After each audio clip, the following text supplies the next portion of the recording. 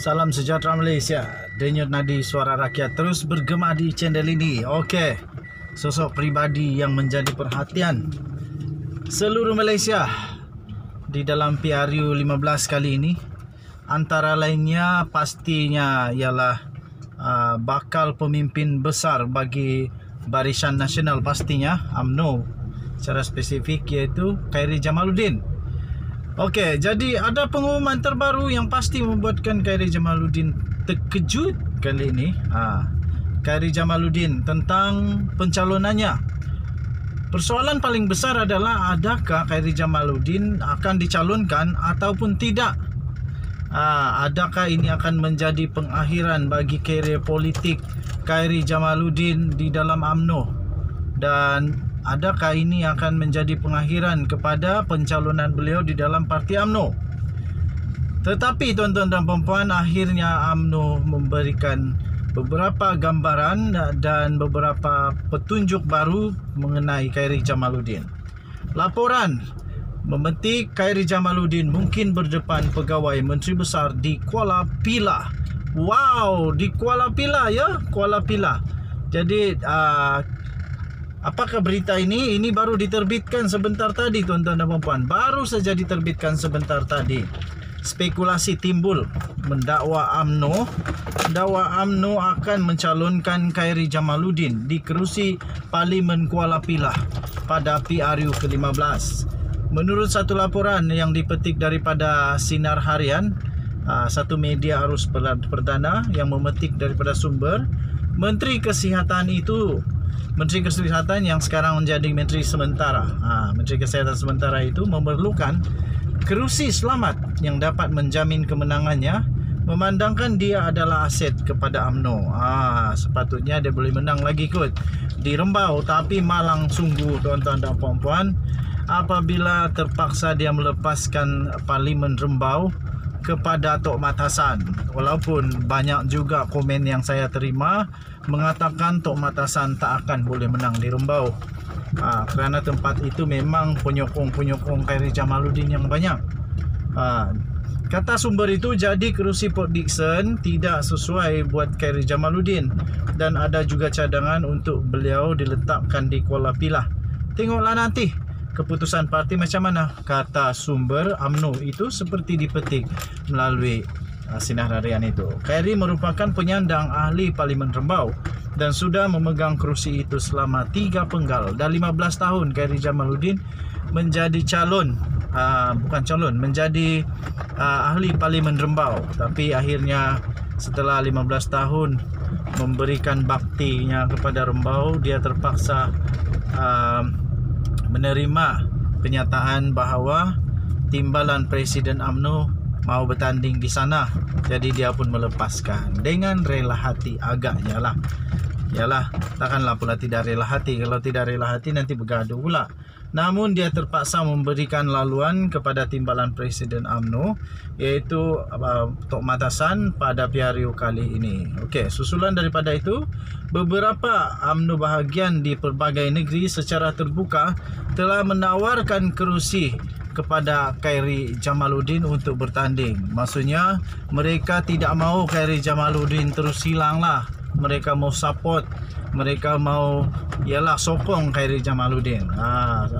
Jadi UMNO dikatakan akan meletakkan kononnya di Port Dickson, iaitu kerusi pembangkang sejak tahun 2008. Tetapi perkembangan terbaru ini menyifatkan Khairy Jamaluddin mungkin akan dipertandingkan atau diberikan bertanding di Kuala Pilah. Kuala Pilah juga merupakan kubu kuat Barisan Nasional UMNO.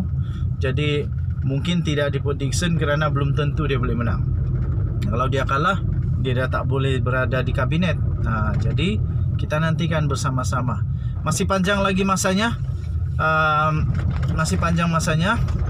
Apa-apa boleh berlaku. Lompat melompat semakin hebat, katak si katak lompat semakin hebat. Tapi sekarang sudah ada akta lompat parti, so tidak boleh lagi lompat parti untuk membawa kemenangan itu. Dia boleh lompat parti tapi semuanya digugurkan. Denyut nadi suara rakyat bergema di channel ini. Kita jumpa lagi. Selamat pagi Malaysia. Bye bye. Tuan dan puan-puan yang dihormati sekalian, ini barulah pengumuman paling terbaik. Dikala UMNO masih lagi menimbulkan keraguan kepada pengundi-pengundi Malaysia termasuk saya terus terang, saya mungkin saja undi UMNO, baru mungkin mungkin undi UMNO, ataupun saya besar kemungkinan undi GRS, ataupun mungkin juga saya undi PKR pula, Pakatan Harapan. Suka hati saya lah mau undi siapapun. Kita demokrasi apa. Nah, jangan kasih rasuah saya tidak makan rasuah. Tak best lah rasuah-rasuah. Makan RM50 merana berpuluh tahun. Kalau kau suka, kau kena rasuah RM50 bikin bayar tambang, lepas itu kau merana berpuluh tahun, dipersilakan. Apa yang berlaku? Pakatan Harapan akhirnya mengumumkan pengumuman yang dinanti-nantikan oleh seluruh peminat-peminat Pakatan Harapan, penyokong Pakatan Harapan. UMNO masih lagi ragu-ragu. Bukan ragu-ragu, bukan mereka yang ragu, tapi menimbulkan keraguan kepada kami, pemimpin pula, pengundi-pengundi. Kami pun ragu-ragu. Betulkah Zahid Hamidi akan melepaskan peluangnya menjadi Perdana Menteri kalau BN UMNO menang? Betulkah? Itu persoalan lah. Kenapa ada persoalan? Sebab Ismail Sabri Yaakob bukan Presiden UMNO. Dia bukan Presiden UMNO. Dia hanya naib presiden saja. Naib presiden saja di dalam UMNO. Timbalan pun bukan. Jadi menimbulkan keraguan. Adakah dia akan menjadi Perdana Menteri kalau BN UMNO menang ataupun Zahid Hamidi? Sebab menimbulkan keraguan, takkanlah Zahid mau lepas peluang. Begitulah. Itulah keraguan yang boleh timbul.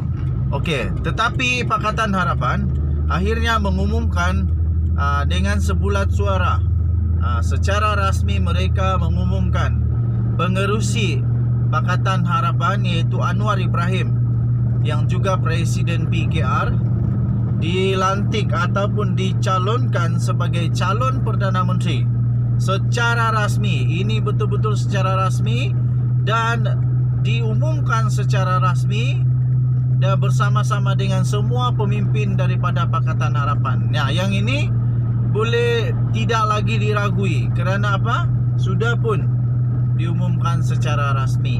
Walaupun begitu, politik ini boleh berubah pada bila-bila masa. Hari ini kata Anwar begini. Inilah yang berlaku pada Tun Mahathir dulu, sehingga tumbangnya Pakatan Harapan. Anwar Ibrahim kata dia Anwar dikatakan akan jadi Perdana Menteri selepas Pakatan Harapan menang, selepas beberapa bulan. Tapi akhirnya Tun Mahathir tak mau lepaskan. Lepas tu dia buat banyak cerita pula. Okey, jadi kali ini Pakatan Harapan sekali lagi mencalonkan Perdana Menteri, calon utama, bukan calon utama, satu-satunya calon Perdana Menteri Malaysia Pakatan Harapan adalah Anwar Ibrahim. Okey, adakah dengan pencalonan beliau, bukan calon, adakah dengan menamakan beliau ini sebagai Perdana Menteri sekiranya Pakatan Harapan menang akan meningkatkan lagi peluang untuk Pakatan Harapan menang?